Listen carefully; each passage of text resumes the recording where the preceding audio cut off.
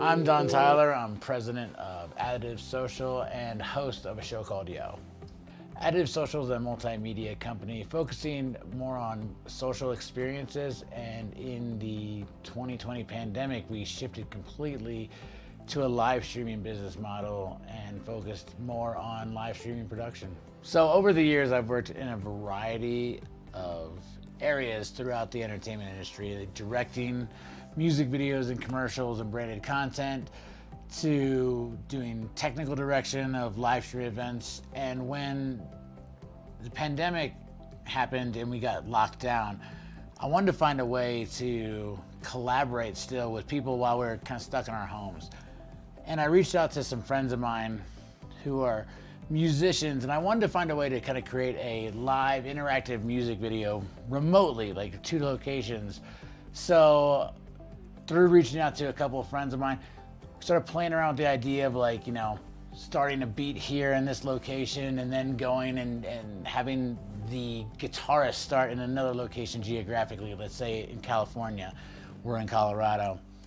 And as we played with that, I thought it'd be cool to kind of mix in visuals and using like technology, like VJ technology, like Resolume and stuff like that, to figure out a way that would be just a new way to do storytelling interactively in real time, because I thought that would be more rewarding to kind of go back and forth. So throughout this whole experiment in trying to build a studio, I took the time where I was locked down in the house, had nothing better to do, and rallied up some close friends that were much smarter than I am for a lot of things, and we kind of banded together and really buckled down and tried to create this studio right here, which was actually nothing if you see it when we first started.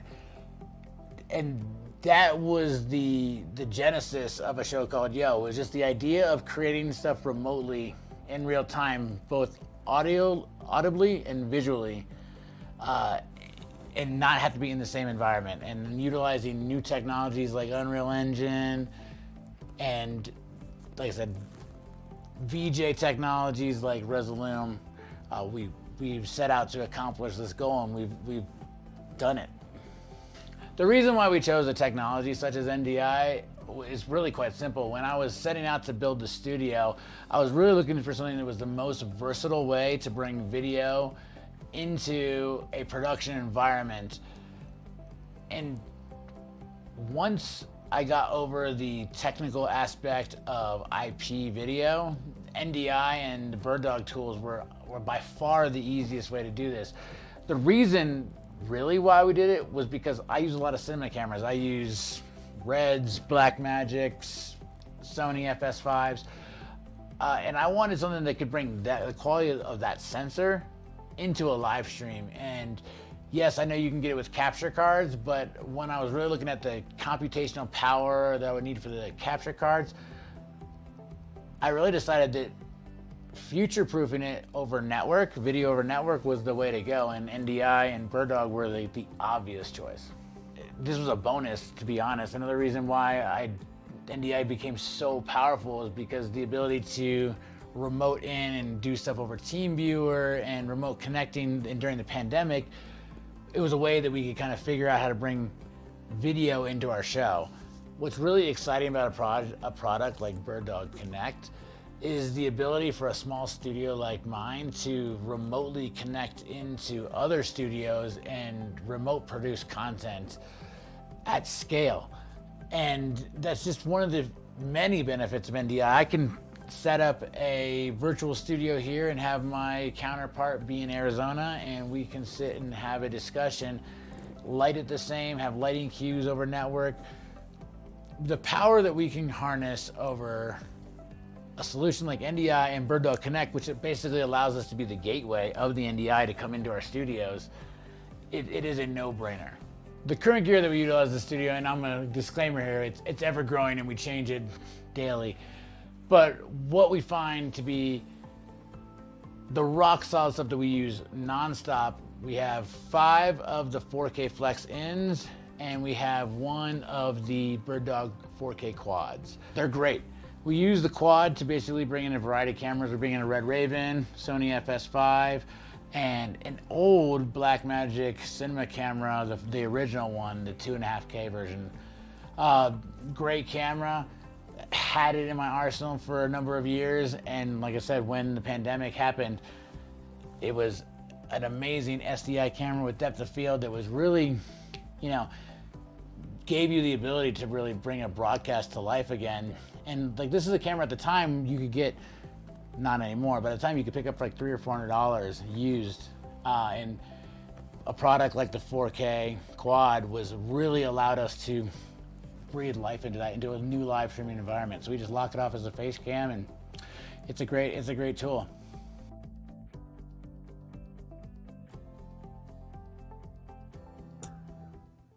Alrighty, what's going on, everybody? Hopefully you can hear me, and hopefully you're doing well. I'm just trying to set up. Oh my gosh, I'm trying to set up like a couple of things here, and it's not working out. Big surprise. Whoa. Okay, so I was gonna get a 4K camera set up here as well, but this is obviously a support camera, so we'll do that. And also, I'm gonna add to the stream Mr. Phill from Europe. How's it going?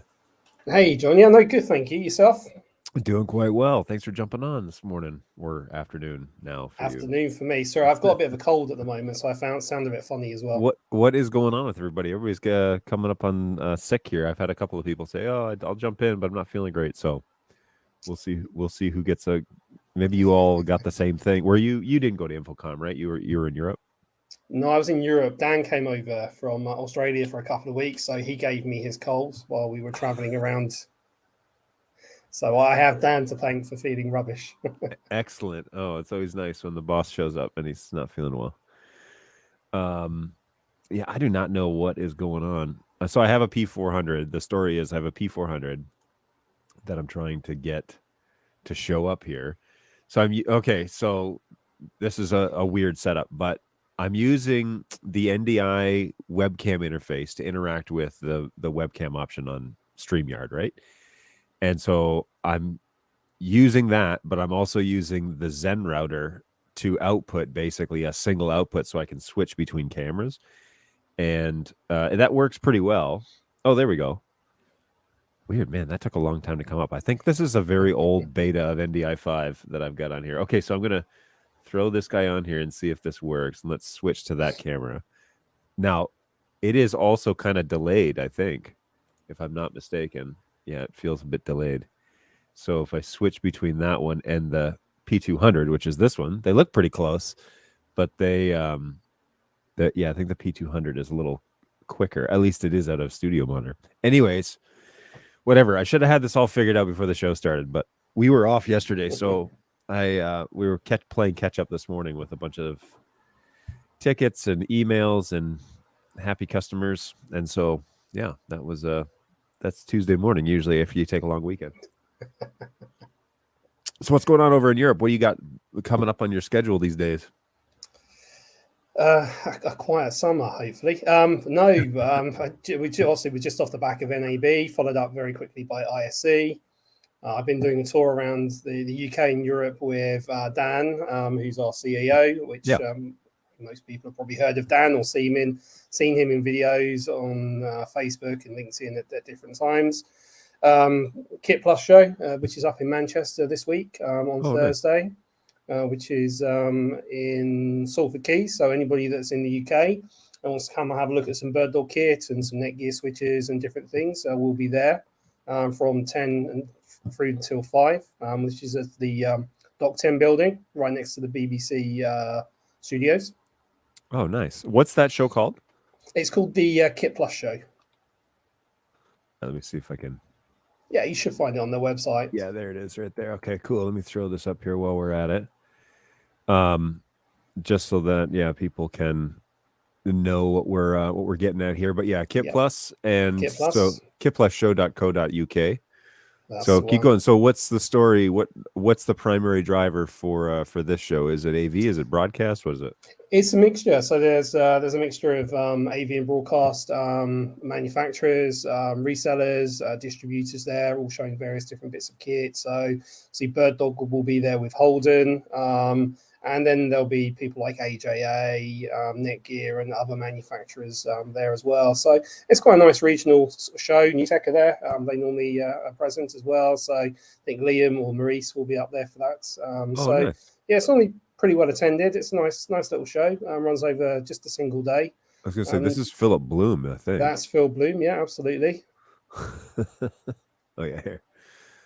Sorry, continue. Okay. Yeah, so no, it's pretty good. They do some other regional ones as well in London, Bristol, and I think there was one in Scotland. Scotland not this year, okay. but in London and Bristol later in the year. So that should be pretty good. And then after that, sort of heading into July and August, it starts to quieten down on the show front. Obviously, with summer holidays in Europe, so it gets a bit quieter. Yeah. And then all ramps up again in September for IBC. Oh, nice. Which we're in the middle of or busy planning at the moment. Yeah, I was going to say that's a pretty big show for you guys, for you over there, right? Yeah, it's the largest broadcast show in Europe. It's now less than 3 months away as well. So Stand design deadline is, I think, Friday this week. So we're looking at that at the moment to get that into place and then work out what we're going to show. Where is that show? It's in Amsterdam, so back at the RAI. Okay. So this will be the first show since 2019. So really looking forward to getting back to doing IBC this year. Nice. So, yeah. Apart from that, it's the usual foray of people wanting demos and resellers and answering questions. And we have that same issue over here. There's just an onslaught of people that are asking for demos and all that sort of good stuff, and it's hard to keep it all straight. Thankfully, I have a guy that can actually do all that now, and it's not just us trying to sort it out, on the fly, but he actually has it documented and sorted over here. So we probably need to get a guy like that for you over there. Oh, that sounds good. Yeah. No, people may have seen it if they're watching, but we are advertising or have been advertising for some roles within the UK and Europe. So we are hiring at the moment. So hopefully I'll have some help very soon in the form of some pre-sales engineers, sales engineers, and channel managers and different things as well. Yeah. And there is, at least starting, there's one support role over there as well. So, hey, if you want to be on the BirdDog support team, that will be posted, I think, this week, if I'm not mistaken. Should be at least. I need to get you that finalized job description, which I have to retype. So that's on me. But yeah, we're doing that. That'd be good. iPhone says, hey, hi from Warsaw, Poland. Hey, it's been a while since we've seen you, iPhone. Nice to have you back. And Senseless hanging out this morning. What's going on, Clay? And of course, Balu is here at work. Yeah. I mean, probably hands down, because you have a smaller sales team right now than the US channel does, but that's kind of what you're getting at, is they're building that out, and that's the advertised positions over there, right? Yeah, absolutely. I mean, for the moment, it's literally just two of us covering the whole of EMEA. So help needed. Yeah. And there's a lot of opportunities over there for that. So yeah, if you want to work for Phill over at BirdDog, feel free to reach out to him. He's looking for good folks to jump in on the sales side. And I'm looking for, like I said, at least one right now, support guy, probably more than one in the near future. So yeah, let us know if you or anyone you might know. Now, where are you advertising for those? Are you on LinkedIn for all that stuff? Yeah, the adverts went out on LinkedIn. So the current one that's being advertised is for the sales engineer for the UK and Nordics. Yeah. So that one went live, I think it was towards the end of last week. So it should still be on there if people do a search for it. So we're still taking in applications for that and looking at doing interviews over the course of the next couple of weeks. Nice. Well, that's good. That'd be great. Yeah, it'd be good to kind of get things up to speed over there. We've got a good force of guys here in the US now on the sales side that are handling channels and handling basically sales engineers, pre-sales technical support, which has been a huge help, because we don't get a whole lot of, well, I shouldn't say that, but we we get a lot less of the tickets where people buy stuff they don't really know how to use, but instead, their installations have the good like background knowledge as to what's going to be required in order to get NDI to be successful in the environment. So those SE guys have been really critical for us, really helpful here in the US to get that stuff kind of sorted out. So Jake and CJ and Ian and all those guys that have been on the show before, by the way, but nice for Doug Phill. Yeah, I thought I should change it just to match in with you. All good. I appreciate that. I work in, let's see this here. iPhone says, I work in 11th season of Next Top Model Poland using BirdDog Studios and first time New Tech TriCaster Mini 4K, all in NDI. Wow. I've been working from season 1 nonstop, he says. That's pretty cool. So this latest season, you've been an NDI installation over a TriCaster Mini 4K. What are your do you actually use the TriCaster Mini 4K or does somebody else use it? Because I'm always interested to hear people's impressions on obviously new products that are not ours. And that Mini 4K has been popping up more and more regularly in terms of conversations and people integrating it with our stuff. So I'm always interested to know, what people's experiences of them are. iPhone says, yeah, I use it. So feel free to drop your opinion about how that's working for you. I have a TC1 in the office. And do you have access to any TriCaster stuff, Phill? No, unfortunately not. I don't have the room in my office, and nobody's given me the opportunity to play with one. But I know the guys over at New Tech over here, so I'm always fiddling around with kit during shows, and I will be having to play with stuff, chatting with Liam and Maurice at Kit Plus Show on Thursday. So right, yeah. Yeah, and he says I don't have room in my office, but that's because it's his home office and not an actual office building. So we gotta rectify that too one of these days. No, that means I'll have a commute to work then, rather than just walking down the garden. So that's true. Let's not rectify it too soon. We could, especially with the price of fuel at the moment. Yeah, seriously. So it's high over there too, is it? Oh, I think for diesel we've just hit around 195 a litre. So yeah, it's pretty high. Ooh, yikes. Yes, not the best. My Canadians are pumping in liters as well, and they have been. It's just been astronomical. I'm supposed to go over there in August for a trip, and we go Northern Ontario. So it's like, I don't know, 6 or 7 hour drive, and then back again several days later. And I'm not looking forward to that gas bill because when we were going before, it was a couple $100 to fill up I have an F-150. It's a couple $100 to get all the way up there, all the way back, but it's going to be $500 or $600. I don't know. It's so crazy. It's basically just like quadrupled the price over there, and it's hard to believe that that's actually what the price is. But anyway, that's crazy. I knew it was bad when we have £100 limit on the tapping of your card for paying. Once you get past that and have to put it into putting your PIN at a petrol station, it's getting bad. Yep.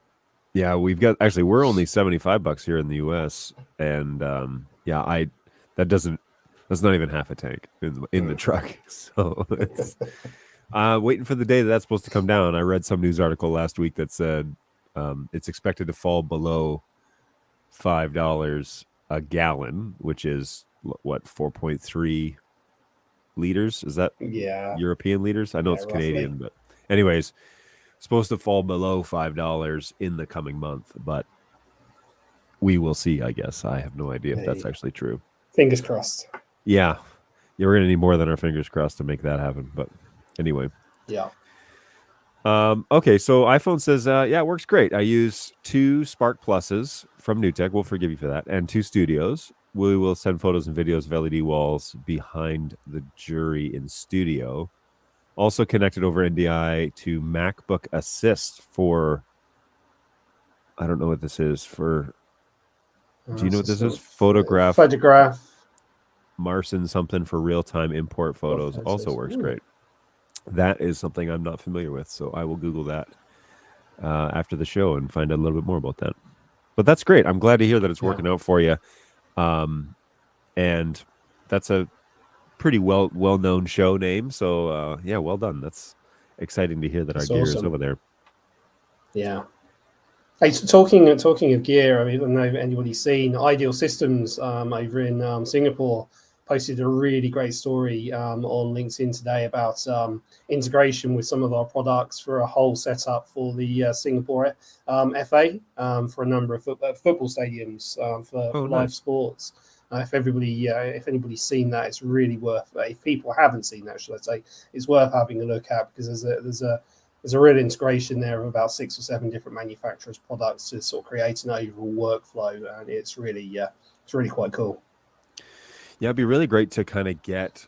I don't know how official we could do it, where we could find places that are using our gear and other gear and how they did it and how they configure it and set it all up on a more like technical level, so that people can see it actually. Like, no, it's not just it's not just lip service. It's actually, it can be done in a real world. Yeah, absolutely. Oh, in the article, they've actually got some workflow diagrams and different things, sort of showing a basic overview of how things are working. So, nice. Yeah, A200s, PF120s, P4K, and a few converters as well.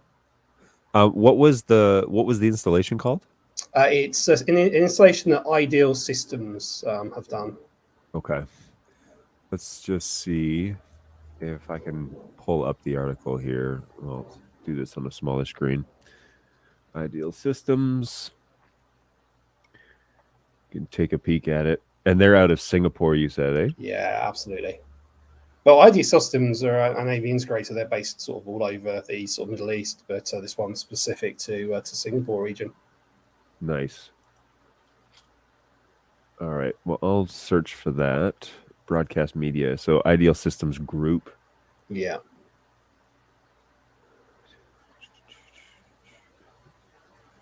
Systems. This might be what you're looking at here. This is with the Football Association of Singapore. That's the one. That's cool. All right. I will put this article in the chat if folks want to check this out. Oh, and live on iPhone posted a link. So let me see if I can grab that.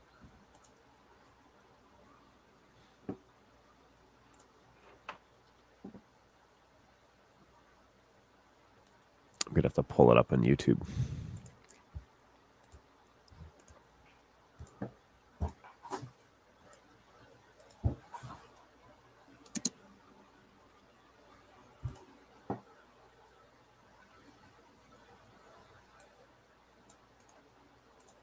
Yeah, will do. Thanks, Balu.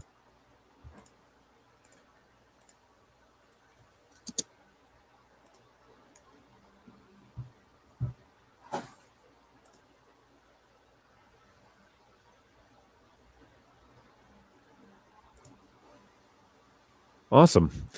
So yeah, I've been trying to go through. So I've been getting a lot of tickets recently, and maybe Phil, you can shed some light on some of this as you have more exposure to the outside realm in this regards than I do. I've been trying to figure out what the best way to talk about networks is with our clients, because we still get a lot of folks, like we just had one this morning actually, who we sent a brand new camera over to. They plugged it in. They're doing a Crestron install. It's with an AV integrator, and the first thing they did is log in, set it to static, and the camera disappears. And I'm wondering, well, two things. On the BirdDog side, if the static process, if like how we've implemented it is maybe requires more than what the AV industry requires, because it appears to me that like a lot of folks miss the default gateway information, for example, which is critical for the NDI piece, but doesn't appear to be critical for AV installations in general. And I'm wondering why that is, because that's a part of the routing for the network. So you would think that would be important overall. But anyways, it appears not to be, and I don't know. But also, how do we go about with the conversation with installers, with clients? What can we put forward to try to help better the installation process and success rate of folks, putting NDI products in their environments. And I've talked about this at length for like 3 years at this point, about, hey, we should probably talk about that and make sure people understand what's needed. Whereas actually, I think the industry that's purchasing our products, like seriously purchasing a lot of our products, is not really familiar with network environments. I mean, they are to an extent, to the point where they can plug in an unmanaged switch and plug in Ethernet cables. But when it comes to actually like setting up networks and making it happen, and high data rates, and why some things are better than others, I don't know how to approach that conversation to where it wouldn't just turn people off of NDI altogether, but also to where we can guarantee some sort of successful results on a consistent basis. So I don't know all the details as to this morning's case, where we brought a camera back. There was clearly a network issue. We ended up replacing the NDI chip or something like that. Anyways, got another camera over to the guy. He plugs it in, sets it up as static, and it disappears. And like, just even like general network knowledge, like maybe there's like an hour-long video or something that we do, or we're like, hey, look, if you really want to understand this, watch this video. Or if we, it's hard to say like you're required to understand these things before you can buy this product. But in the other sense, it's like, you're not going to have a lot of fun with this until you understand this network stuff. So I don't know what to say. I don't know how to approach that. Yeah, it's an interesting one. It's an interesting one, isn't it? Because some of the other manufacturers in the AV space require technical training, and they have certification levels. Like Dante have their certification levels and that sort of stuff. So it requires a certain amount of networking knowledge to pass their course. I know Crestron, Extron, and some of the others have sort of similar setups with training as well. So it's certainly something that we could probably look at now that we're starting to build the teams out and everybody's got a little bit more time to focus. But maybe it's time for a BirdDog assessment scheme or certification scheme to give people basic information on network settings that are required by NDI. It's something maybe worth considering from our point of view. Yeah. Well, and that's the thing though, is when you think about Crestron and Extron, you're not thinking about going on Amazon and purchasing Crestron products and like buying them for your church. No, so I think that's the difference, is like, they're sophisticated to the point where you do need to have the training. Well, NDI's approach in general, not just BirdDog, but the approach from NDI is we don't, we want it to be accessible to everybody. And so we need to make it, that sophisticated or not, in order to make it accessible for everybody to purchase. So I get that, to where it's like, well, you shouldn't need certifications to buy NDI products. Agreed. But also then, it has to work at a lower level than, like the way that I guess we write the network requirements, or perhaps what NDI puts out as these are network requirements for NDI. Those have to be clearer or more detailed in order for that to actually be a reality, because it's lacking on both sides. It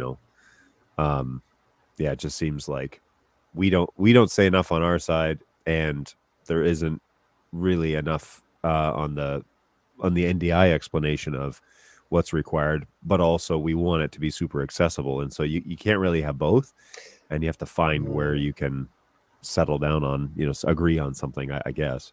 Yeah, I suppose it's a balancing act. NDI was very much publicized as being a plug and play solution, but obviously we all know that nothing's quite as simple as ever just being a plug and play solution. And there are things that you need to know. There's a certain amount of knowledge that you have to have. So I suppose it's getting the level right between giving enough information for people to understand how it works. I know obviously Netgear, and I know we've done a lot of work with Netgear, do make that slightly easier with their 4250 series. With the with the AV interface for assigning NDI onto ports, along with Dante and different things. But obviously, there's a lot of other switch manufacturers out there that people use, Cisco, Ubiquiti, etc. So yeah, it's a little bit of knowledge, and I think it'd also be great. I also see a lot of confusion in the market at times over the different types of NDI that are available now. So, Yep. we can talk about HX, HX2, HX3, full NDI, and there isn't really anything out there that actually tells people exactly what the difference is, and explains how they work and the type of encoding that they use, bit rates that they work out and stuff. So probably be good to tie all of that in together and get something sort of published.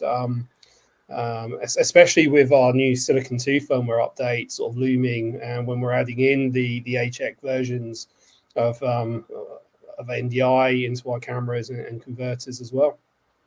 Yeah, and it's gonna really kind of like open the gates in terms of what can happen with a BirdDog product. I'm just trying to pull up that Silicon 2 announcement. Because it's going to be able to do a whole bunch more stuff, and we really probably should iron out first things first before we add a whole bunch of other items, which is why I'm kind of like, all right, we gotta sort this out earlier on so that people are clear as to like, okay, my network can handle this device.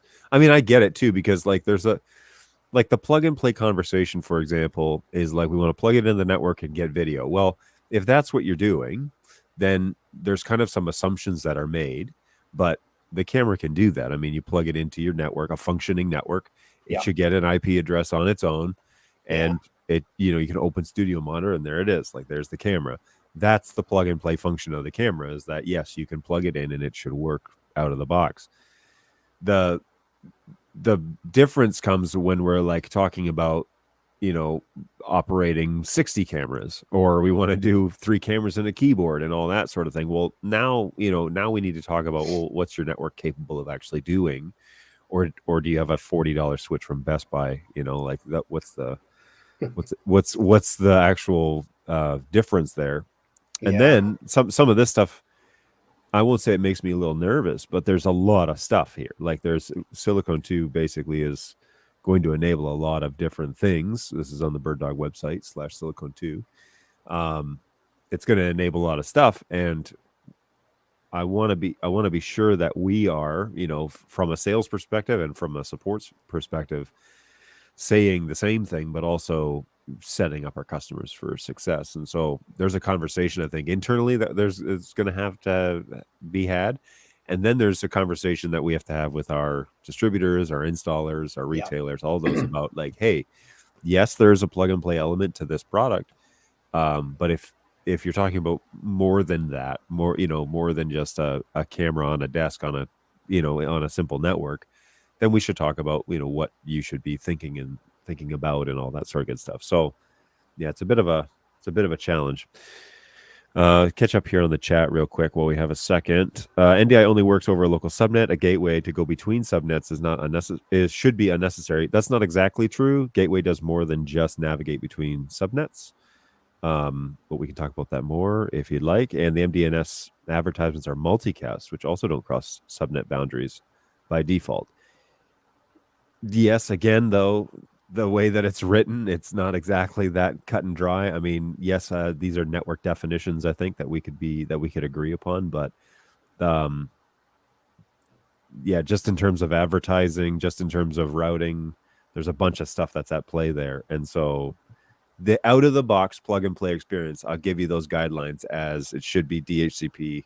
There should be, a lot of things already pre-configured. So the network handles the network things, and the camera is worried about encoding the packets. That's all it cares about.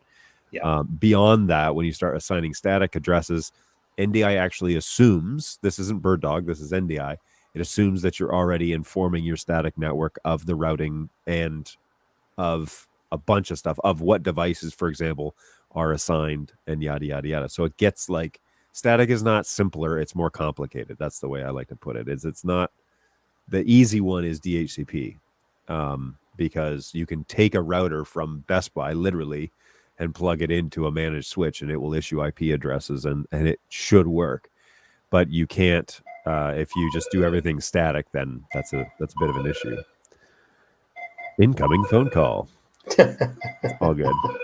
Yeah, I'll ignore that. It's only my wife, so I'll just ignore it. Oh, dear. No, you can take that if you want. We can bring you back in when you're ready. Cool. Okay, I'll jump out. I better see what she wants. She'll Okay. make me miserable if I don't. All good. I'll bring you back in when you give me a wave. Cool. Awesome. All right. So business opportunity, says MTash. Geek Squad type mobile guys or gals. The inclusivity there. No, I saw that. Trained in managed networks. Trained in managed networks, yes. But I would also go one step. We've actually been talking about this a little bit, and Monty would be the right guy to talk about with this. But yeah, having a paid for service where guys could go out and could provide some training on site, post install, but also, do a little bit of network diagnostics. It gets a little dicey because if we didn't sell you the product, then technically we can't support it. So like if I don't sell you, we don't sell switches. So I'm not really permitted to go in and customize your network switch. So that gets a little bit of a little dicey, we'll say, when it comes to like supporting things, because there's liability involved and yada, yada, yada. It gets all legal, especially in federally funded institutions like schools or government buildings or what have you. We would need to be vetted by their IT departments or greater.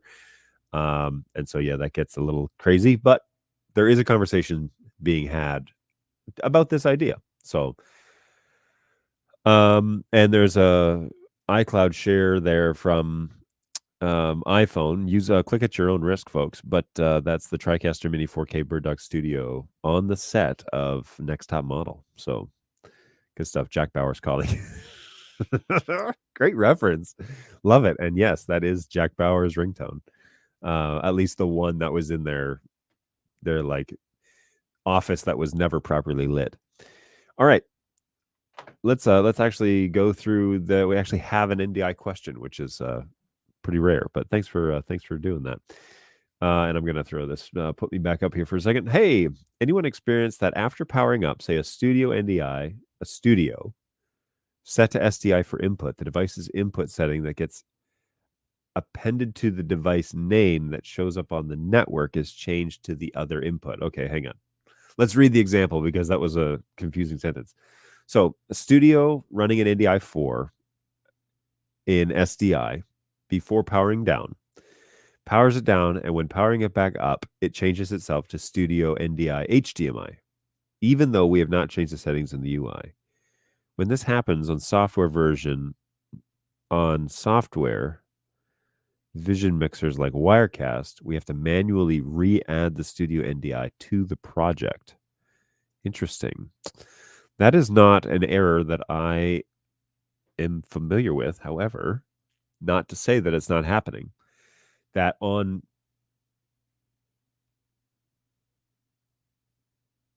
so when you reboot the product, it comes back as, so you had it in SDI mode, and then you reboot and it comes back in HDMI. The question I have for you is the SDI output working? Is it just the name that's wrong? And Phil's back at his computer here, so I'm going to drop him back in the show. Hey, man. Hey. And maybe you've seen this. So the question is, when they restart a studio, right? So we have two different outputs, SDI and HDMI. Unit is in must be an encode. Unit's encoding, and when they power cycle the unit, it comes back as the opposite. So he powers it down while encoding on SDI, and then when he reboots the device, it comes on as HDMI, the studio unit running NDI 4. And he's like, it's a bit annoying because they have to go back into Wirecast and re-add the source as the SDI source and not the HDMI source. It seems to switch on him without him doing anything other than power cycling the unit. And I don't know of that issue. I don't know of the unit's not remembering. Now, question though. So you're encoding on a studio on... Do you have anything plugged into the HDMI in? Like, is that why it's defaulting? Because it sees that source maybe first and it switches to that? I have to reread this. Device name shows up on the network. It changes to the other input. it. So my question, though, however, is: does he have to manually? Is it working, and he just has to manually go in and change the name to SDI, or is it actually switching to the HDMI unit? And if it is, like the HDMI chip on the board, and if it is, nothing is plugged into that HDMI port. Unit is in encode. There's only an SDI being encoded. When you power cycle it, it comes back as HDMI. Yeah, that is not a error I'm familiar with. No, I haven't seen that, or I haven't seen that reported at all either. What version of the firmware are you running? Are you running 366? Is that? I think that's the latest on that. One of the latest. Let me find out. But yeah, that's not. Yeah, the SDI input stays working, but the name changes. Wow, that's very weird. Where do you change it? Where do you change it so it says SDI again? You said this happens in software version mixed with the manually re-add the SDI, the studio NDI to the project. So is that changing in Wirecast then? Yeah, maybe. I mean, so when he reopens Wirecast would show that source. It would come up and say the source isn't available. And so then he has to go in and re-add it manually as an input. Yeah, that shouldn't. Now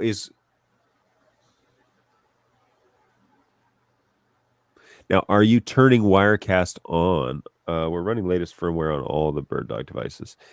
Are you turning on Wirecast as well, or is Wirecast continuing to run while you do this power cycle in the studio?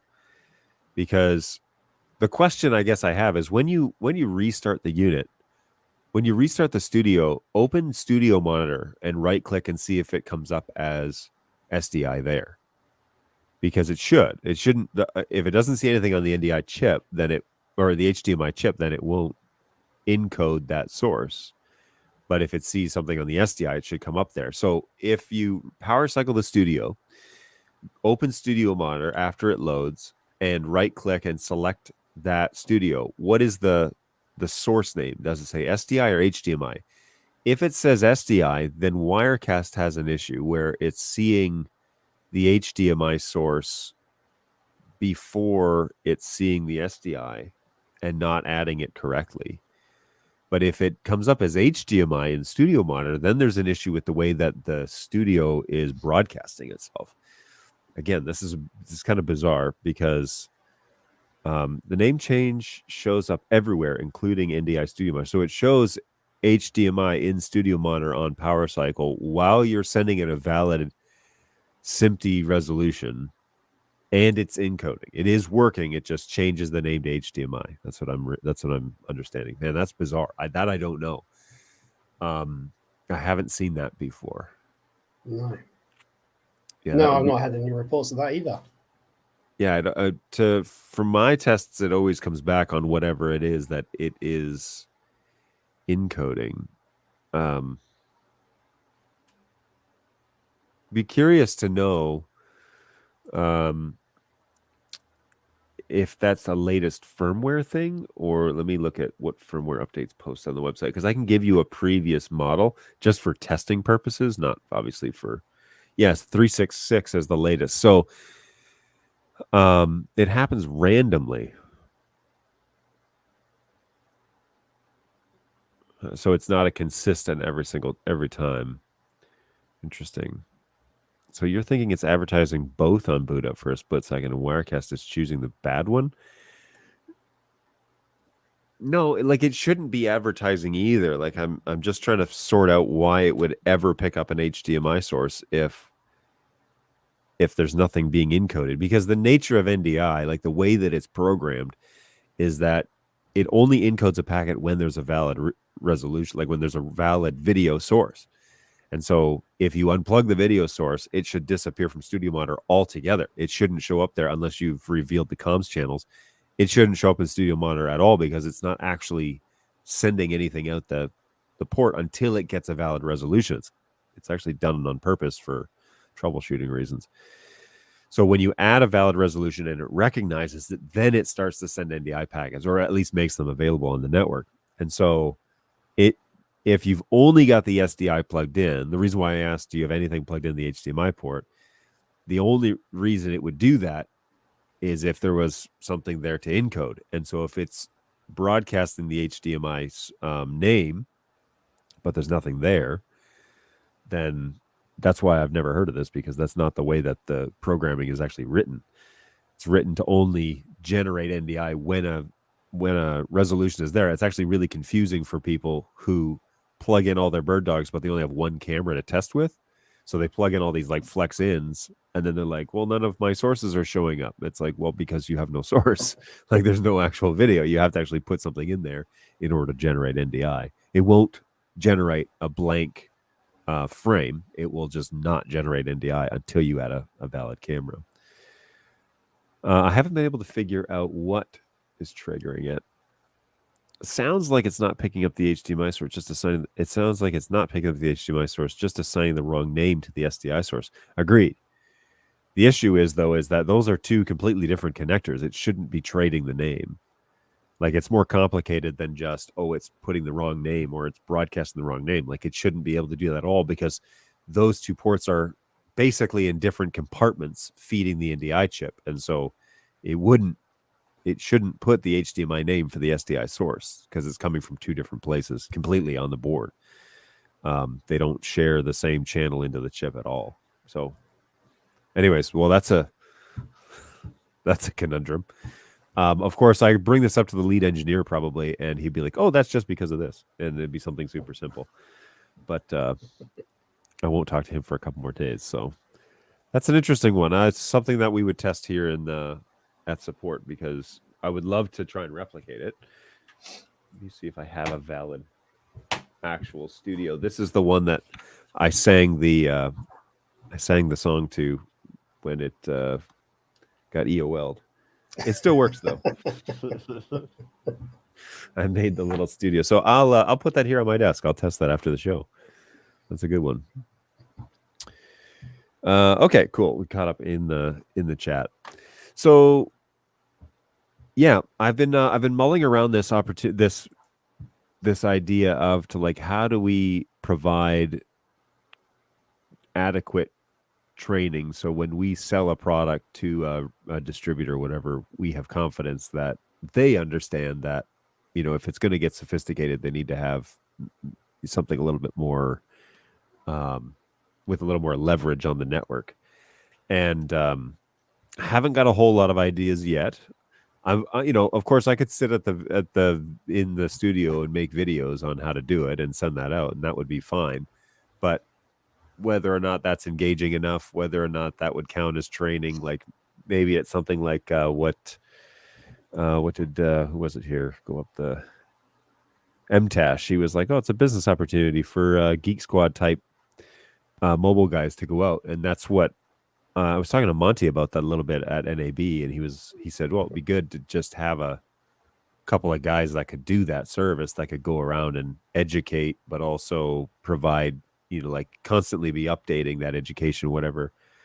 Because he had some experience at a previous company where that's all they did. That's, they had a handful of guys that they just went around, and it was a flat rate. It was a 8-hour training, and they just went through basically a sanctioned coursework from the manufacturer, so BirdDog in this case. Mm-hmm. That would basically get them approved for proper NDI BirdDog installations. But yeah, we would need to probably crowdsource our distributors and see if that's something they would want to do.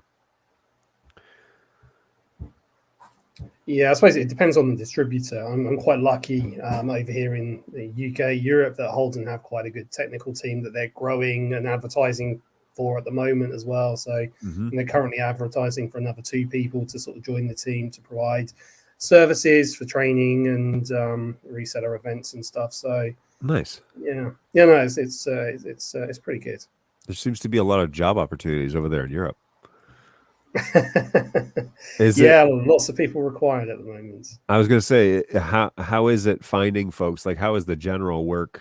Like over here, it's hard to find people. Like in terms that, like, it's difficult to find people at the moment. It's it's it's a market very orientated towards the people looking or not looking at the moment. Everybody seems to be happy and not wanting to move. So it's tricky, but there are still some good people out there. So yeah.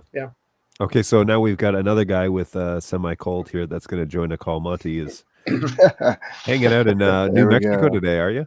I am in my home office, sure enough. Awesome. How are you doing? How are you feeling? I'm still a bit rough. Yeah. I came back. I actually went to the doctor last Thursday after feeling really bad for a few days, and it's not COVID. It's not the flu. So that's a good thing. They tested for both of them. I tend to get like an upper respiratory infection at least once a year, and after spending a couple of weeks here in the New Mexico area where we have a bunch of wildfires that were happening prior to Infocom, and it was hot and everything else too. So we had a bunch of smoke in the air, just kind of in general. And then went to Infocom, and it was 106 to 110 those days in Vegas. Ouch. But it was like 58 degrees in the North Hall. So you would go from 58 to 110 whenever you stepped outside. Body was just in shock all the time, right? So yeah. Coming back home with something growing in my head doesn't surprise me so much. And of course, I wish it was my brain that was growing, but that's not the case. It's some sort of infectious disease. Exactly. That's always good. Yeah, exactly. So that's where I'm at. If I look like I'm fixing to sneeze, I'll try to grab the mute button or something. It's all good. Yeah, we totally understand. Thanks for jumping on here. So Sure. I was just talking about you, actually, about your idea, because Good, bad, ugly. What are you talking about? no, it was good. We were talking about having like basically trainers out of BirdDog that went around and did like qualifications for like an 8-hour course per day. Yeah, kind of that and the guided install side of things that we were talking about as well. But okay, yeah. So I threw my conundrum past Phill just to see what his thoughts were over in Europe about basically, like, we're still getting folks that are taking the camera out of the box, logging into it on the local IP, like the 100 address, and then changing it to static, and then they can't find it. They can't find the product anywhere. And I don't know what to tell people about that. Hey, Phill, I'll bring you back in a second. I don't know what to tell people. I ran him off. No, it's all good. Yeah, he says phone calls and business stuff to do, so it's all good. There he is. Sorry. No, you're good. So I don't know what to tell people about that, because we're 5 or 6 years into this now, and I've proposed multiple times, but we as a company have proposed, like, there's a way to do this, and there's a better way to do this. There's the plug and play option, which is great for like a camera or two, but when we start talking about serious video installs, we should probably have some sort of standards. And so the first idea is, okay, well, we hire some guys to go around, and it's a nominal fee, and they fly out there for the day, and they go out the day before, stay overnight, do an 8-hour training or a 6-hour training, whatever, and then fly out and go home, or some sort of coursework. I feel like it's more engaging if the person actually goes, because you can answer live questions. They can have whoever they want there at it, organize kind of like a day to have everybody in and do the proper training. Whereas if you do what New Tech does, and they provide like New Tech University for a fee, it's cheaper to do it that way in terms of but they charge per person. It's cheaper to do it that way, and you can constantly update it. And I think the membership's good for like 180 days or something like that. So you can kind of get up to speed and as to like what they expect. And quite honestly, what they said on that, I took that course. What they said on that course is not really anything different than what we've been saying this whole time along. I mean, they talk about, yes, it can run in a static network, but like, don't use managed or unmanaged switches.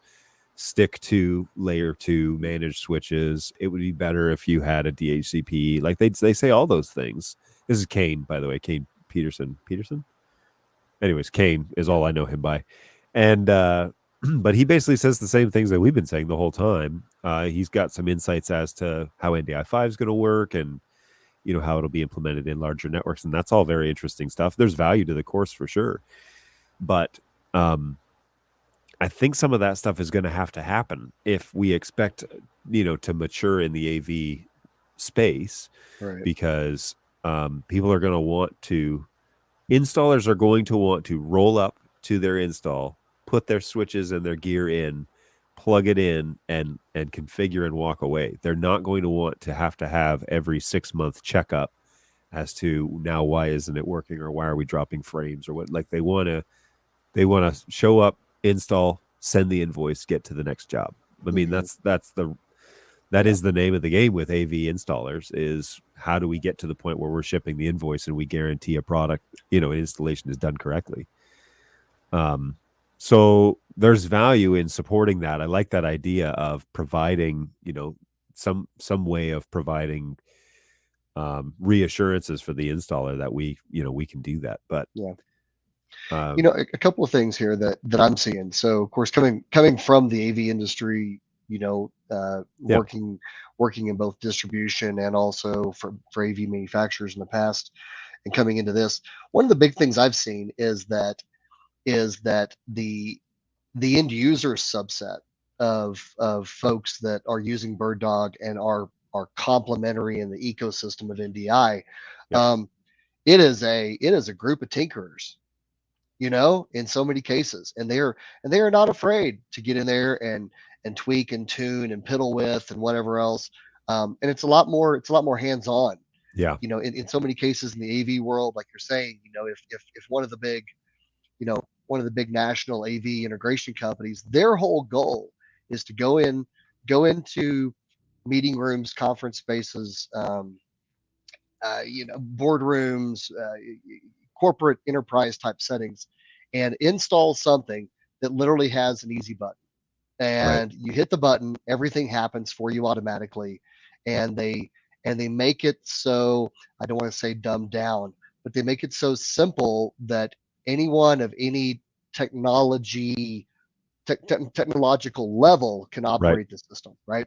right, And and with the majority of our products, in the applications that they are in broadcast production, streaming, whatever, guys don't mind hopping in there and tweaking and tuning and trying to, they kind of get a kick out of fixing it yeah, and messing with it and everything else. But as we being BirdDog, and even more of the NDI ecosystem products continue to grow, I think, and we become um, an endpoint node on the network that needs to be installed, 100% functional, and left alone, then that I think becomes something a little different.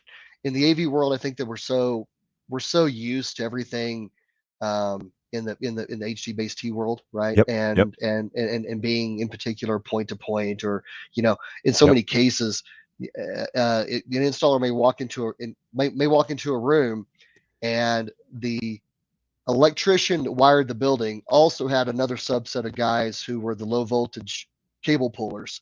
They pulled Cat 5 from the table to the credenza, from the credenza to the display, from the display to a rack, or from the credenza to a rack down the hallway, and that's all that's there. yeah, But it's like, okay, so that's there, and how are we now connecting to it? Is right, something different, right? Um, we do seem to have a lot of talk right now about other brands, that rhyme with Crestron, right? That are 36 weeks of lead time right now, and guys are yeah, like, hey, I'm looking at BirdDog wall plates and decoders as being a transitional piece to get away from something else that's just not available for the next 6, half 9, a 12 year, months, yeah, year. Yeah. yep, um, but we really need I think that we need to develop, some cut sheets on, if you're trying to do this and you don't have the product available to you, which this happens to be an HD based T solution, right, then this you do it. Like just simple line diagrams, and you pull this stuff out and you put this back in. yeah, And it's all on that side. And then going back to the network centric side of it and teaching folks, um, I had logged on a little bit earlier and heard you say something about there's a few things there, right? We don't sell the network switches. We're not Right. installing the network switches. So therefore we can't make changes in them. Like legally speaking, it's not our product making changes in. Correct. But I do think that having some best use case, Yep. recommendations, just the Yeah. same way that you and the support team always work, right? Well, and it comes down to the pieces where it's like, well, maybe we should sanction certain switches, and then we can say, here's a configuration file, and if you're using our config file, then we can support Right. it. Right. Excuse me. Absolutely Yeah. right there. And and that's, and it may come across to other switch companies of, hey, why is BirdDog not recommending our stuff? Why? Because these other companies are we're doing a handshake between them of, hey, Right. test our product with your equipment, we'll test your product with our equipment, and we'll make sure that they both work. And Right. we'll collaborate together to say that, okay, your guys that are network, supreme beings almost, like, understand this stuff, and then our experts in network can back you up with, like, okay, yeah, that works with our solution, and then vice versa.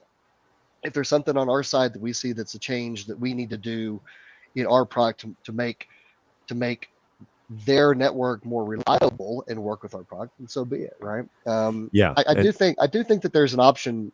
There's some kind of option there, and maybe it's a hybrid thing, down the road, where it's, offering up some type of an online type of course and so forth. And I would love to have that, sponsored or certified by Avixa, for example, because that gives us some credibility in the AV space.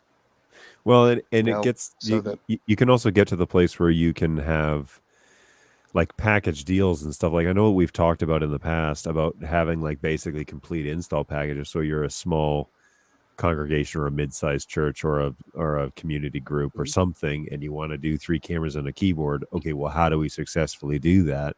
Well, like, you can, like, out the door, you can buy this, like we've talked about it with, I think, Broadfield and Starin, but where it's like you buy this package stuff, and that's where like that configuration file would come into play. It's like, here, upload this configuration file to your switch that you bought, and here's the white page, the 10 steps to get you off the ground. And at least that gives customers some sort of reassurance that all the products will work as they expect them to, because the package is sanctioned by the manufacturer to make it all happen. But right now we have all this, like, you piece it together and we'll tell you what you're doing wrong. Well, that is fraught with all sorts of pitfalls, because now your sales engineers, your support guys have to go back after the purchase and say, well, that one's not very good, or yes, we know it's Cisco, but it's a 2960 and that thing has been discontinued, and I know that's the one that you have, but that's not going to work. And I had this conversation last week with somebody from a school, and they were just like, well, they gave, the IT department gave us this switch and said that'll do for what you want to do. We looked at the spec sheet, and I said, well, which spec sheet are they referring to? And they didn't quite know. He said, honestly, I don't know. They just said, we looked at the NDI requirements. I was like, that's strange, because those NDI requirements are not published like fairly obviously. So I want to know which ones they used, because I want to see, which ones they followed. But anyway, so this, the Cisco 2960 keeps showing up in places, and it's a well-known discontinued switch for over, like, I don't know, 5 years, I think, or 6 or 7 years. It hasn't had a firmware update in all that time, but it still meets the spec requirements for NDI4. And so people are like, oh, well, then it'll work. And it's like, actually, it doesn't. And here's why. We know it doesn't work for various reasons. But again, that's all after the sale, after it's all installed, everything's supposed to be working. And now we've got to come back and say, well, no, that's not going to cut it. So getting to a place where those conversations rarely happen, I think, in terms of success for the product line, is pretty critical, because that will give more people the turning it on and getting it running success experience that I think everybody is being sold on. I think that's the dream, is like, no, these cameras, you plug them in and they're gonna give you this excellent Sony picture, They're going to work great. You can control them over the network, all that sort of good stuff. NetHab AV integrators want it's so simple to send a minimum wage intern so they can unbox a pre-built rack, plug it all in, and walk away. You know, like the actual labor portion of the install really should be like the easiest part of the whole deal. I would love it if every installer that I work with plugged it all in at their shop and had it all running, and then took it to the installation and just plugged it in. That's an amazing practice. I wish everybody would. That's a pipe dream. Would go for. Absolutely. It's pretty rare. Yeah, it's pretty rare that any of that happens because typically they ship it to the location and are piecing it together as parts become available, especially with a component shortage. So, isn't that what you have resellers for? Hey, video people, how's it going? I mean, we rarely sell BirdDog equipment standalone. We try and always sell the equipment as a solution. So Video People is going to put his contact information in the chat. And if you're interested in purchasing here in the U.S., no, unfortunately, not all folks have that approach to business. It is what we have resellers for.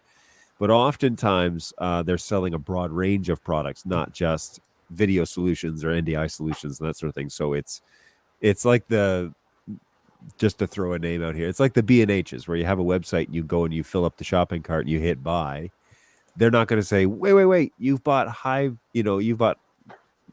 caliber broadcast cameras for NDI protocols, but I see you don't have an NDI appropriate switch in your cart. That doesn't happen. They will say, yep, what's your credit card number? We'll ship you this stuff. So that's the difference. Is it's like and this is what I'm talking about here is how do we approach it so that when people get their products, they're ready to plug in those BirdDogs and they're going to work all the time, where it would be rare that it doesn't work. Because right now we're in this place where we don't really say anything on purchase. We don't say, there are good ways of doing this and better ways. Here's how you set up a DHCP network. Here's how you set up a static. That's just not a part of the purchasing process. And so we have hired sales engineers and channel managers, and a lot of that is starting now. But I want that to be so obvious in the NDI realm, where it's like, yes, NDI is the way that IP video is going. Here's how you do it successfully. And for that not to be such a hush-hush thing to talk about. Yep. I do think that there's also an opportunity though for us to have, we have some great videos and stuff on our YouTube channel, right? but we have most of them, we have some great case study type stuff. There are there's a good number of product feature, spotlight type things on there. And even a few of how to set up something, but some upgraded options on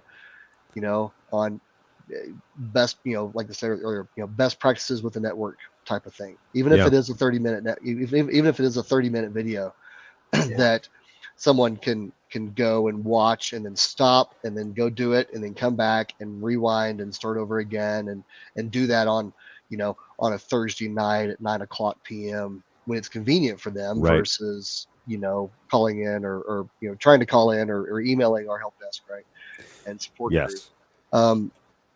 And the fact that those kind of things can be updated with whenever a new firmware comes out or another product from Netgear comes out or whatever else it is. And that's something that putting a card, I've seen some of them, some of the info cards that are right in the top of our product boxes, but having links to those videos, for example, right on top of the box. You open it up and there it is, just eyeing you down as soon as you open it. Right. You have to ignore it, to go and to get past it, or even a sticker that's over all the connections on the back of the camera, for example, or that's over all the connections on a converter that says, "Want more information? Please visit our YouTube channel at this." Boom, here it is. And even more so, do we have? And this is a question from the new guy to the team. Do we have any kind of a product registration page that someone takes a product and they go into our website and log in with their, or maybe create an account, but put in their serial number and their model numbers and stuff like that in order to receive updated firmware emails and information. Yeah, so that was a module actually that I just got an email about late last week, that they had transitioned it from the old service to the new. And so the actual product registration now integrates directly with the CRM. So you can put in the serial number, you can select what product you have, and then where you bought it and the date that you purchased it. And basically, it'll allow you, then you go through, you click next, and you put in your information, and it will add the serial numbers and the products to your, I won't say account, but it'll give our team the ability to then, I think the dream is that when major updates get released, you get emailed about it and say, look, there's a major update, here's what's included, here's the release notes, all that stuff that you want to know, primarily for the AV integrators who have clients who have done large installs and are on the hook to manage those products from a firmware standpoint. Right. So yeah, on our website, if you go under the support tab, then it should show up there as product registration. And that was just green lit like 5 days ago, I think. It was pretty recent. Awesome. Yeah. That should integrate directly with the CRM from what I understand. Yes, more of that sort of stuff, like those videos that you're talking about where people can scan a QR code and it opens the video basically on YouTube and says like, what I really don't want it to be is like a promo for other gear. I want it to be like, all right, here's how you do this correctly. The issue, I like the sticker over the port on the back, by the way, that idea, because what I want to do is catch it early before somebody takes it out of the box and plugs it in and changes all the network settings. It's like, oh, now I can't find it. It's like, okay, well, now you need to contact support because you put in the wrong IP address range, something like that.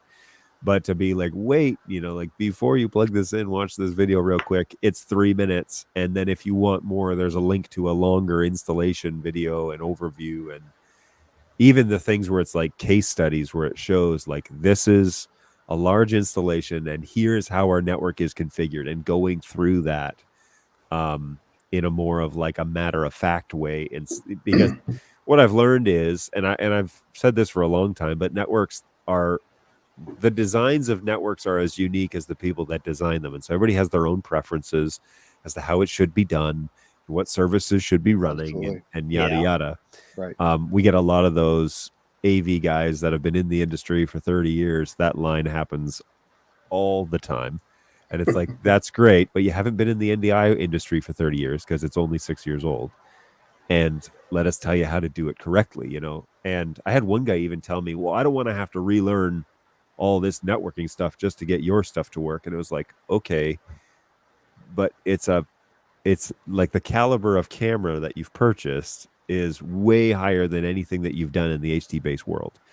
And so you want to get the best performance out of it that you can, but you don't want to listen to anybody's recommendations as to how you should install it. And so that seems kind of like a backwards conversation. And to those folks, it's like, okay, well, the best I can say is other configurations may work, but your results may vary. That's really like as far as I can take that, because I can't promise you that every way you dream of it working will work, because I don't know. I haven't tested your dreams. I've only tested mine and can prove the ones that worked and the ones that failed. So, yeah, you are a unique and special snowflake, just like everybody else. Right. And when everybody's special, nobody's special. So there you go. But anyways, there is another thought, actually, following on from your idea, Monty, there with stickers and stuff. I mean, the first thing that everybody does when they get a BirdDog product, they plug it into the network, and they have to go to the web UI. Maybe that's the opportunity then to have a link to the YouTube page for video instructions before they actually log into the camera for the first time. That's a great idea. That is a good idea. Yeah. That's the right place for it, because stickers come off and peel and break and everything. But because obviously with the new NDI dashboard that people may or may not have seen, that information, you get a certain amount of information before you even log in for the first time, and having something there would be an ideal place to chuck it ready. Yeah, the new dashboard like Phil was saying, before you even log in, gives you a ton of information. And yeah, having like we do even have a link to our YouTube page. The thing about these are just social media links, like social media channels, and so that's not super helpful because that's not obvious. But if when then you go to log in, it somewhere on here, it says like before you begin, and has a big button that says like watch this video or whatever, because you could do a permalink and then just update the video behind the scenes and keep it relevant for NDI releases and all that sort of stuff. So absolutely, yeah, that's a great idea. See, and this is why it's better to have people on this show than just me talking into the camera for an hour and a half. Good job, Phil. Yeah, this is the brainstorming stuff that needs to happen. So, and it's recorded, so it'll never die. Absolutely. Well, we'll all have the opportunity in about 8 weeks to have an in-person brainstorming in Australia as well, which is going to be great fun. Yes, I'm excited about that. I think that'll be a good little trip. So the dashboard comes up without logging in. Yes. Relevant data comes up with just sort of basically just general information. So what your resolution is, your bit rate is probably always going to be 48 at this point. But what your transmission rate is. So that's super helpful to know. It shows that it's streaming NDI. Does it show how many sources it's streaming to? Let's open this one in Studio Monitor and see if we can get it to show something different. Which camera is this? Pretty sure it is streaming status. It may not be that one. It may be this one. It shows how busy your network is. This is actually from NDI analysis, showing how busy the actual network is in terms of generating NDI. And then the actual system utilization, which should be more like the onboard CPU for the actual camera. So it's also not. I also noticed that this is the Australian/European/Canadian spelling of utilization. We get lots of Americans saying, that you have spelling mistakes on your web dashboard. It's like, well, only for you. Everyone else is fine. It does give some of this information, which I've always wondered how people feel about this. It's kind of a mixed bag. But, I'm not showing my screen. It's always a mixed bag here about IP address, MAC address. I know for secure installations, this is going to be a touch point for folks. But there's probably a possibility where we can, inside the web UI, get to a place where we can mask that data, because some secure installations aren't going to want their IP addresses exposed like that. But the network speed transmission is nice because you can tell if your network port is operating at 100 megs or 1,000. 100 megs, you're not going to be able to do full NDI. But at a gig, you're going to be fine. So this shows your actual the actual port speed negotiation that's happening.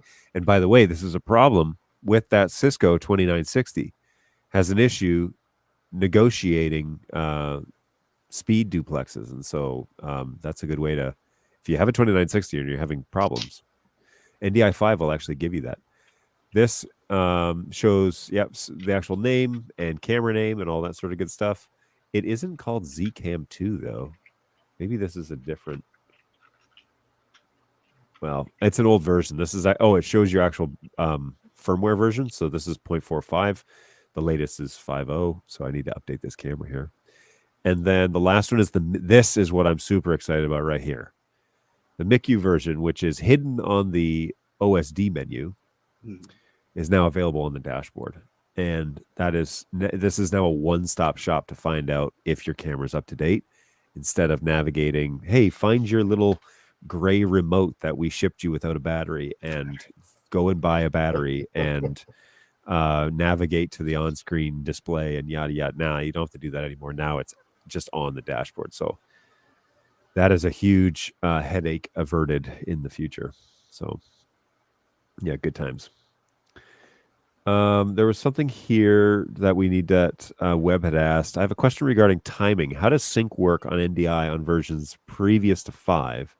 With Genlock being introduced in NDI 5, how does that change the way that sync has worked? Well, I can tell you what I know from a support side, but maybe we should ask sales, because that might be more promising. With the NDI5 stuff, I haven't done a lot with the NDI. I haven't had a lot of conversations about the NDI5 sync, so maybe Monte or Phill has. In the past, basically, the answer was there isn't any sync. It was basically just the time codes were generated on board, but they weren't synced across multiple devices, and so it was basically just a guarantee that the packets were arriving in time and in sequence. But outside of that, there was really no sync. With the introduction of NDI5, there's NDI Genlock. Take it away, sales. I'm gonna hand that one over to Phill.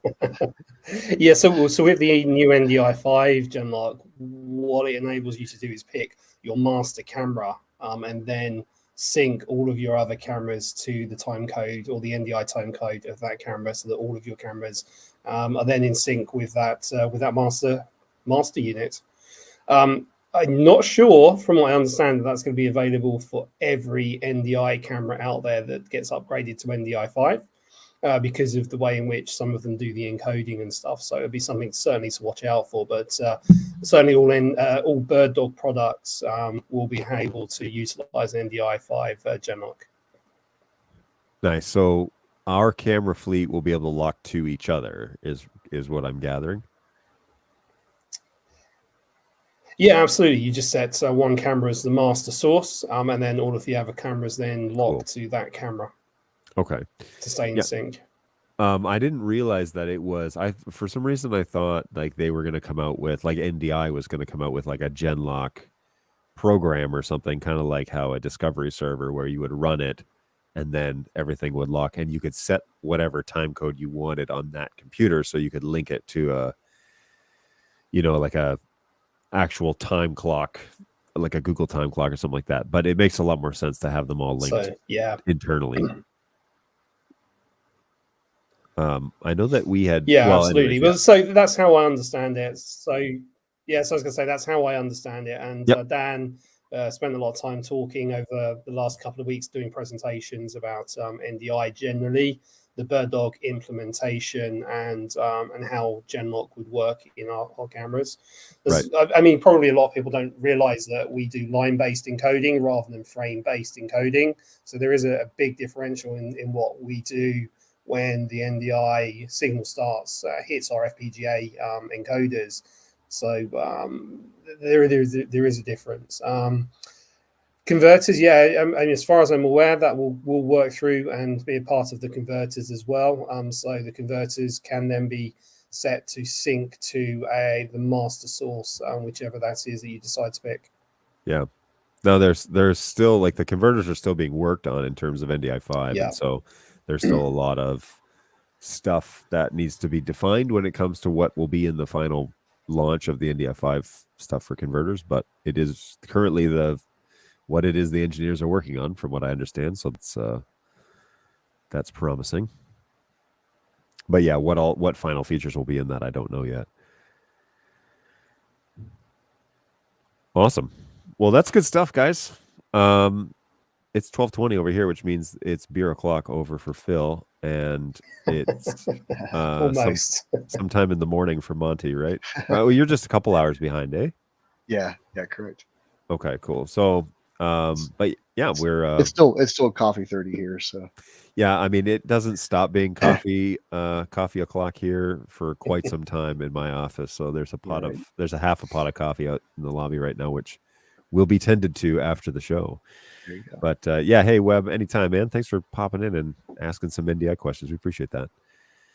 And thanks, guys. Thanks for jumping on today. This was it's good to chat with you and have a chance to kind of go over all your hopes and dreams and all that sort of stuff. So it's good. No, it's good to connect, and we will be seeing each other in Australia. I'm still trying to figure out what to do about the show. Should we just do it from Australia? And I don't know, because most of the audience would be asleep if we were to run it at any logical hour over there, or I could just run a nighttime show and hope for the best. That would probably be it would make the most sense for me, at least. But we can discuss that. That's not till the end of August. Hand it off to one of the sales engineers for the week. Yeah, I'm going to hand it off. I'm going to hand the show off. I'm going to be gone the end of July, and then I'll be back for a few days, and then the beginning of August. And so I'm gonna have to hand it off to somebody during that time because it'll be like almost 2 weeks that I would have been gone. So I've talked to the guys here. They've said that they may take a show or two, and I might have to give the permissions over to.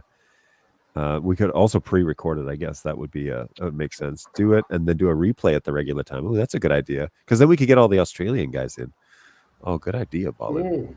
Ooh, Yeah, I that's like cool. that. Yeah. All right. Well, maybe we'll do something about that. Okay. Well, yeah. Let me think about that. That's a good idea.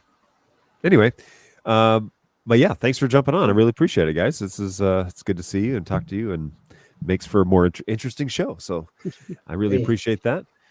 No problem. I'll see Okay. Thursday if I can jump in from the Kit Plus show and see that'd if be we can do awesome. something live from Kit Plus as well. Yeah, the link should work on mobile devices and stuff too. So even just Perfect. a phone with headphones should work just fine. Okay, well, I'll give it a whirl on Thursday. That'd be awesome. Yep. I'll be heading up to Vancouver next week. Oh yeah, I for know. a show with Applied Electronics up that way. Eamon posted on LinkedIn, we're going to be in Vancouver, but he made it sound like he's going to be there. Yeah, he will. It's going to be me and Jake. You and Jake. Okay, so Yes, when he says we, he means BirdDog. Yeah. He posted that on his own page, and he's like, "We're going to be in Vancouver." I was like, "Really? Gotcha. That's surprising that you're going to be in Vancouver." Yeah. But it'll be you and Jake will be in Vancouver next week. Yeah, and that event is just a 1-day thing on Wednesday, and then we're going to hang around an extra day on Thursday and see some other people and so forth. So Nice. we'll see kind of where we are on Thursday, and if we're in somewhere in a seat, maybe we can try to dial in for a second. You probably won't be awake at that point because they're 4 hours difference. Pacific time. Okay. So 1 hour behind me here in Mountain. And you're up at 4 a.m. anyways, getting ready to make some sales. So lately it has been. Lately. Yeah. Well, the sun's. I mean, I'm happy I'm not further north because I can imagine how long these days are. You know, further north in the hemisphere. Yeah, they get pretty late. Apparently, that's like still sunny out at 10 o'clock. So yeah, that would be a doozy. All right. Anyways, yeah, we'll sort out. It would be great to see you guys. Feel free to pop in anytime. Invite's always there, and yeah, we will. We'll check in with you guys, see how things are going. Hopefully, from the show floor for you there, Phil. Yeah, I'll try. Fantastic. There we go. Thanks. All right. Okay. Cheers, guys. Take it easy. See you next time. Bye. Yeah. And folks, I really appreciate you coming by and chatting and putting stuff in the chat for us to talk about. Hopefully you've enjoyed today's conversation with BirdDog Phill and Mr. Monte. Yeah, good times had by all. Be sure to join us on Tuesday, Thursdays at least starting at 11. It's almost 12:30, so you see how that goes when I have people to talk to, then we go along. But be sure to join us for a couple times a week, especially if you don't like putting in help desk tickets.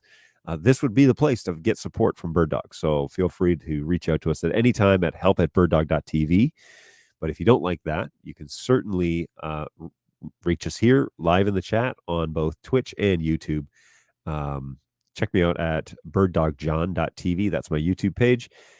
Feel free to subscribe over there, and then you get notifications when we go live, and you can see the recordings after the fact. So I'm going to try and put more content up there as time goes along. I'm really liking StreamYard, which is the program I'm using for this streaming service, and so we're going to do more of this through StreamYard, but also, chatting with more of the BirdDog guys, and hopefully some additional companies that we, work with, including Netgear, and I'm talking with Tom Sinclair, but he's off on vacation right now, so we'll get him on one of these days, and a few other folks. So in the meantime, take care of yourselves, be well, and we will be back again on Thursday at 11 o'clock Eastern time here in the U.S. Feel free to join us then if you have your NDI questions, or shoot us an email at help@birddog.tv in the meantime, and we'll go from there and give you a hand. Hopefully you're doing well. We'll see you guys in a couple of days, closer to the end of the week. Take care of yourselves. Have a good one. Bye.